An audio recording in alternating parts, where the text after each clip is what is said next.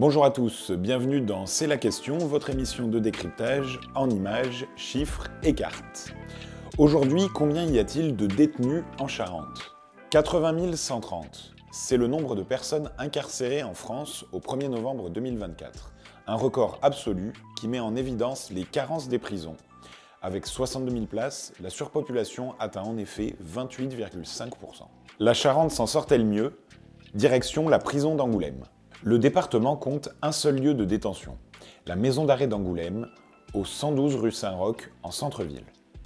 Au 1er novembre, elle recevait 242 personnes pour 236 places disponibles, soit une occupation de 102,5%. Mais cette moyenne cache de grandes disparités.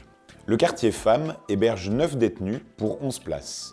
Celui de semi-liberté, 9 personnes pour 17 places, et le quartier mineur, de 9 places, n'est qu'à moitié rempli.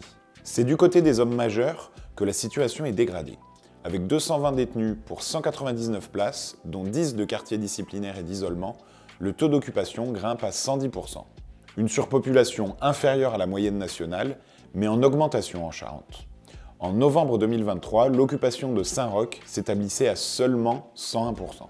Cette surpopulation s'explique par différents facteurs. D'abord, le tribunal judiciaire d'Angoulême juge davantage d'affaires pénales. En 2023, la juridiction s'est prononcée sur 2931 cas, soit 3% de plus qu'en 2022. Ensuite, certains délits, dans le viseur de la procureure d'Angoulême, sont davantage sanctionnés par des peines de prison. C'est le cas des violences intrafamiliales, qui ont vu le nombre de condamnations avec mandat de dépôt bondir d'environ 20% en 2021. Enfin, la prison d'Angoulême héberge des détenus qui ne lui sont pas destinés. En théorie, une maison d'arrêt reçoit des personnes condamnées à des peines de moins de 2 ans et des prévenus en détention provisoire dans l'attente de leur jugement. La surpopulation des centres de détention et maisons centrales complique les transferts. Le système est grippé. Résultat, entre 15 et 20% des pensionnaires de Saint-Roch purgent des peines supérieures à 2 ans. Ils n'ont rien à faire ici.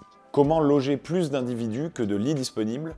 Les agents de l'administration pénitentiaire recourent au système D. Fin 2023, 13 détenus dormaient sur des matelas posés à même le sol. Les cellules d'isolement et le mitard se transforment aussi en chambres individuelles. Ces conditions indignes s'accompagnent d'un manque de moyens dénoncé maintes fois par les surveillants. Elles empoisonnent la vie de l'établissement. Hausse de la violence entre détenus et vis-à-vis du personnel, problèmes psychiatriques, de trafic au sein de la prison. Dans ce climat, la réinsertion paraît un pâle mirage.